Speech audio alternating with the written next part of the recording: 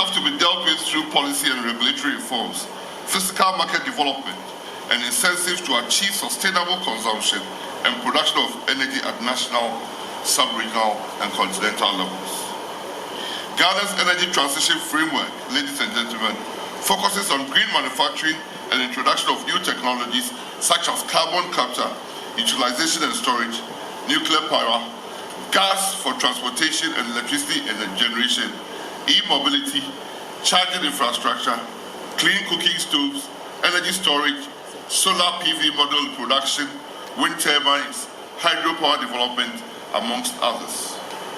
The African continent is endowed in rich critical metals such as lithium, cobalt, tantalite, which are all essential for the manufacturing of clean energy technologies, such as the lithium-ion batteries for both power and e-mobility sectors.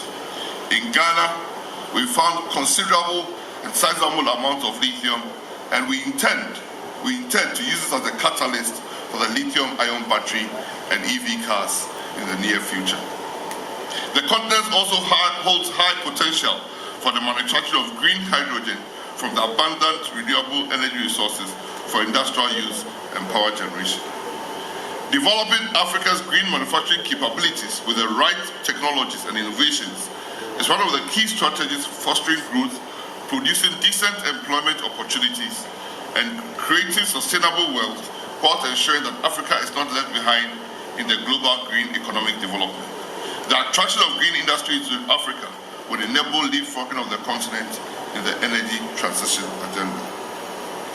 With our energy transition framework in place, government's industrialization agenda, with the recent discovery of critical metals and the siting of AFCTA headquarters in Ghana, we are in a unique position to serve as a springboard for the gateway for green manufacturing into continent.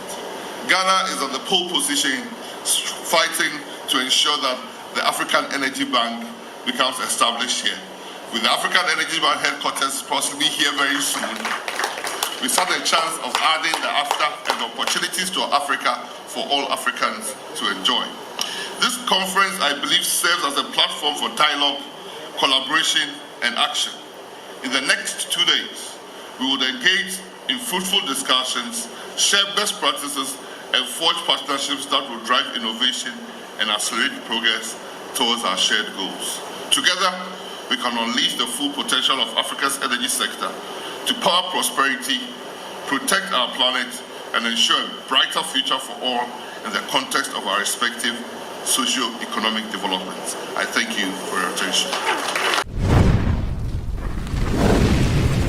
Coulibaly, Minister of Mines, Oil and Energy of La Côte d'Ivoire, other ministers and deputy ministers of state of Ghana, the chief executive of the Minerals and Incomes Investment Fund, heads of agencies of Ghana's energy sector, directors and staff of the Ministry of Energy and sector agencies, our friends from the media, distinguished invited guests, ladies and gentlemen. It is great to be here this morning and to be part of history, the Maiden Energy Technology Conference on the continent, to happen on Ghanaian soil and in my time as the President of the Republic. I read this on behalf of His Excellency the President and also the Vice President. We are gathered here today with one unifying mission, and that transcends borders, ideologies, and generations, aiming to pave a way or a path towards a world where energy is not just a commodity, but a fundamental right, accessible from every corner of our globe. As we convene under the theme, Africa at the forefront of energy technology and policy integration in a just energy transition, we seek to deepen our acknowledgement that energy is a dire necessity and not a luxury. It is this understanding that drives our commitment to ensuring equitable access to energy for all, catalyzing socio-economic development across our nations. Ladies and gentlemen, our presence here is an indication of our commitment, indeed a pledge to harness innovation foster collaboration, and drive policy initiatives that place Africa at the helm of energy technology and sustainability. Let me commend the efforts of all stakeholders, policymakers, industry leaders, and innovators who have convened here to chart a course towards a more sustainable future. I believe that our discussions here will not be clothed in mere platitudes and banal statements, but will, however, chart the trajectory of action and innovation that will define our continent's energy landscape for generations to come.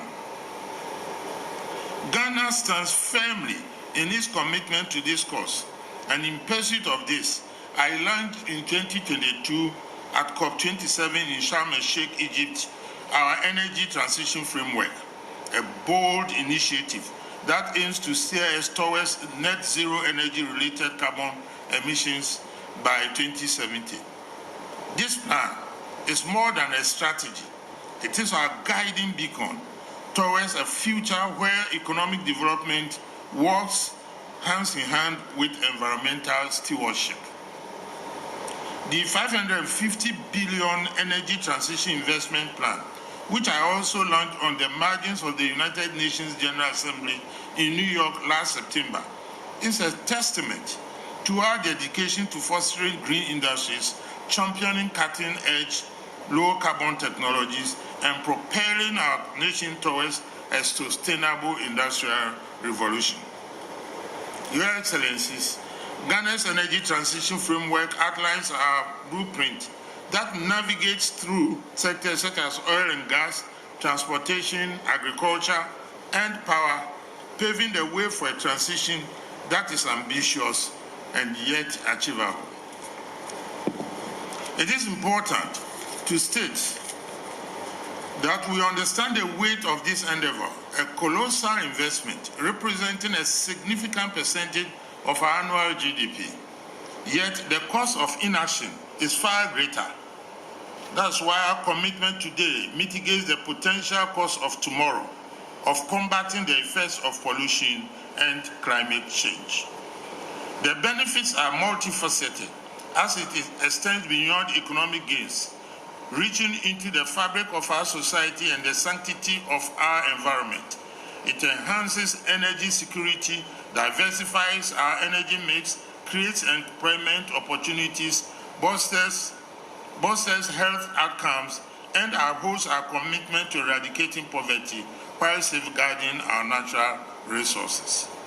Our journey, ladies and gentlemen, towards a sustainable energy future must not be a solitary one. It requires collaboration, partnership, and collective action. We invite our international allies, stakeholders, and investors to join hands in this noble endeavor. Your support is not just an investment, it is a pledge towards a future where innovation, progress, and environmental stewardship intersect. The path ahead might not seem daunting. The path ahead might seem daunting, filled with challenges and uncertainties.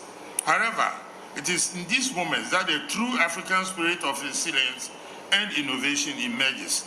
Our history is adorned with the stories of triumph against adversity. And today, as we stand at this precipice of change, let us draw inspiration from our collective resilience. The African Energy Technology Conference must not just be a momentary gathering, it should be a catalyst for sustained change. And let us use this platform to forge alliances, exchange ideas, and foster a spirit of innovation that goes beyond our differences.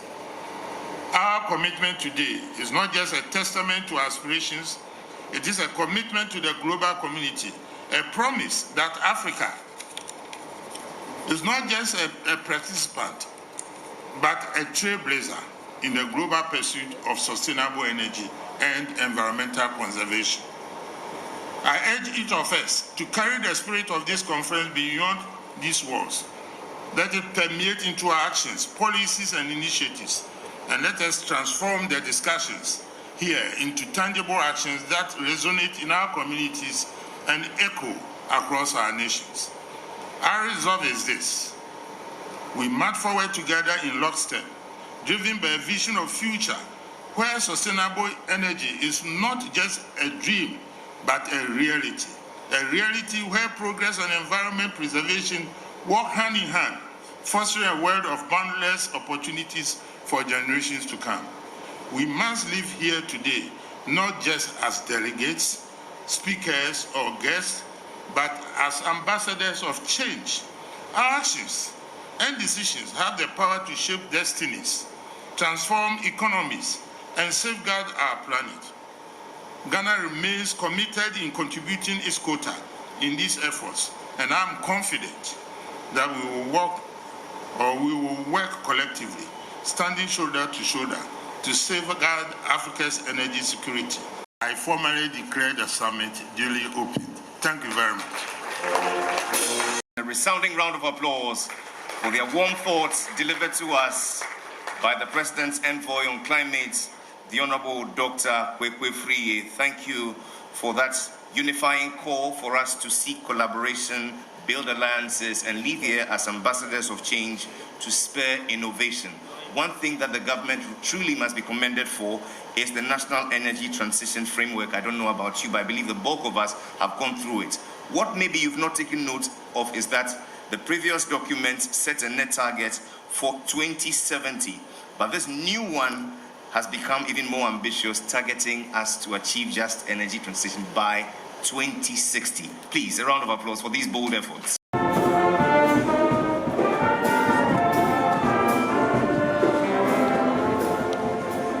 Humbly, I ask that you take the next step.